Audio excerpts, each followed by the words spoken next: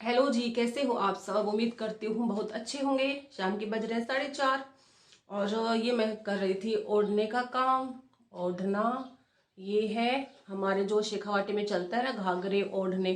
तो ये मैं इसकी गोटा लगा रही थी, 3 दिन से इसी के लगा रही हूँ, लेकिन ये कंप्लीट ही नहीं हो पा रहा।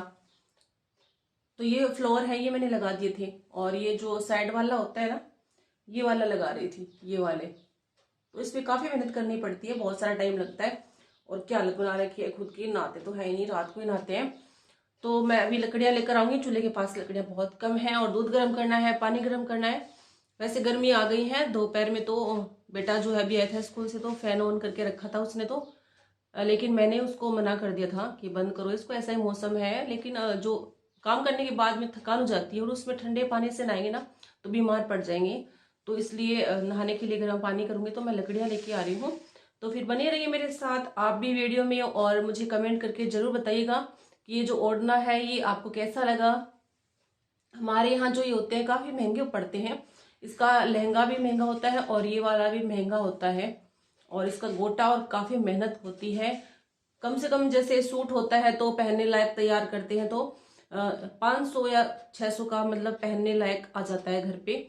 लेकिन ये वाले जो होते हैं ना, 1000 रुपए से नीचे नहीं आता है, यदि डेली यूज वाला भी करते हैं तो भी। और शादी वाले करेंगे तो मतलब 20,000 के आसपास पड़ जाता है, इतना महंगा आता है। तो फिर मैं लकड़ियां लेकर आती हूँ और आप भी मेरे साथ चलिए, देखिए कैसी कैसी मेहनत करनी पड़ती है जो खेतों के अंदर रहते हैं उसको। और यदि मेरा वीडियो पसंद आए तो लाइक जरूर करिएगा, चैनल पर नए हैं तो सब्सक्राइब करिएगा। तो फिर मिलते हैं लकड़ियों के पास में, क्योंकि मैं वहीं जा रही हूँ तोड़ने के लिए। तो जी ये देखिए धूप है, अभी भी 4:30 बजे भी इतनी धूप है। और ये प्याज बोए हुए थे, उसके अंदर घास इतना ज़्यादा है। और ये बीच बीच में आपको जो ये कंटीले पौधे देख रहे हो ना, ये वाला, हाँ ये वाले बता रही हूँ मैं। इसको सत्यानाशी बोलते हैं, मतलब ये घास का ही खरपतवारी है ये। और इसको सत्यानाशी बोलते हैं। चारों तरफ ये कंटीला ही होता है, कांटेदार होता है, चुभता है ये। दर्द तो नहीं करता लेकिन चुभता है। इसके ऊपर येलो कलर के फ्लोर अभी आते हैं। पहले तो हम जो है उसकी बजाते थे ऐसे फोटो के आगे करके, फिर उसकी जैसे बांसुरी बजाते हैं उस टाइप से बजाते थे। तो यहाँ पे आगे जा रही हूँ मैं। और ये है कैर का पेड़, इसके ऊपर बेर जैसे मोटे मोटे लगते हैं, तो उसका अचार भी डलता है और उसकी सब्जी भी बनती है। सॉरी। और इसकी सब्जी इतनी हेल्दी होती है। तो ये वाला जो एक घास का पौधा है, ये भी घास, ये खरपतवार है। इसके भी येलो कलर के फ्लोर होते हैं, इसका नाम तो मुझे नहीं पता क्या होता है। तो ये बहुत ज़्यादा, क्योंकि ये घास है, खरपतवार है, ये जो जानवर होते हैं भेड़ बकरियां उनके साथ में आ जाता है, या फिर उड़ के भी एक दूसरे के खेत में पहुंच जाता है। ऐसा ही होता है घास का भी, चाहे इसको कितना भी उखाड़ो, कितनी भी दवाइयाँ डालो, लेकिन हर साल ये इतना ही हो जाता है। और ये है देखिए पानी, ये जो पत्ते मैं आपको दिखा रही हूँ, ये पानी बोलते हैं इसको। इसकी झाड़ू बनती है। जो पक्का फर्श होता है उसके ऊपर इजीली से झाड़ू निकल जाती है। तो एक तो जो होता है कच्चे आंगन में झाड़ू लगाने वाला होता है, वो भी खेत में मिल जाता है, और एक पक्की आंगन में।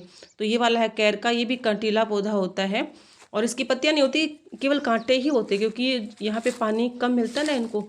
कौन इसके अंदर पानी डालता है, तो जहाँ पानी कम मिलेगा वहाँ कांटे ही होंगे, पत्तियां कम ही मिलेंगी। तो ओ हो, ये देखिए बिल, बहुत सारे बिल हो गए हमारे खेत में। और सांप इतने निकलते हैं ना, अभी सांप निकलने शुरू हो जाएंगे, क्योंकि अब गर्मियों का मौसम आएगा तो ये गर्मी लगेगी इनको अंदर और ये बाहर निकलेंगे। जैसे ही पानी मिलेगा, पानी लगेगा इसके चारों ओर, तो इतने बड़े बड़े निकलेंगे ना, बस पूछिए मत आप तो।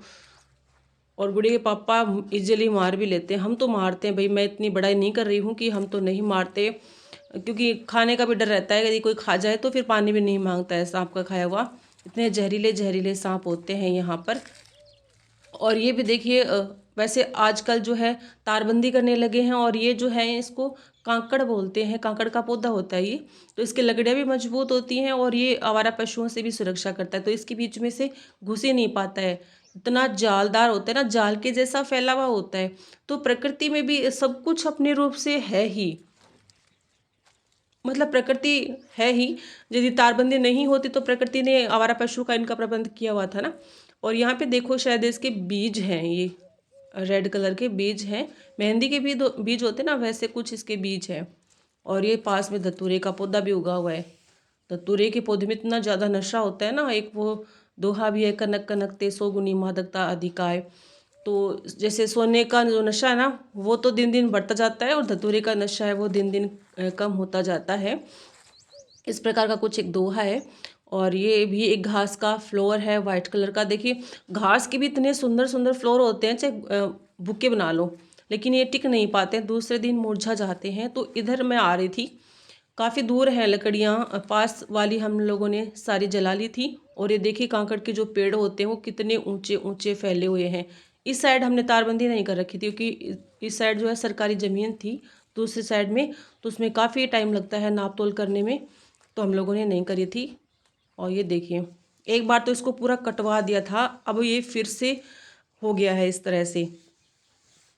और यहाँ पे लकड़ियाँ पड़ी हुई हैं काफ़ी सारी, इनके कांटे नहीं हैं, इसलिए मैं इतनी दूर आ जाती हूँ। मुझे कांटों से बहुत डर लगता है, यदि एक कांटा चुभ जाता है ना तो बाद में फिर वो निकल भी नहीं पाता और कई दिनों तक परेशानी में डालता है, परेशान करता है। तो मैं दूर भले आ जाऊँ, लेकिन कांटों वाली जो लकड़ियाँ होती है उसके हाथ नहीं डालती हूँ। तो यहाँ पे मोटी और पतली दोनों तरह की पड़ी हुई थी।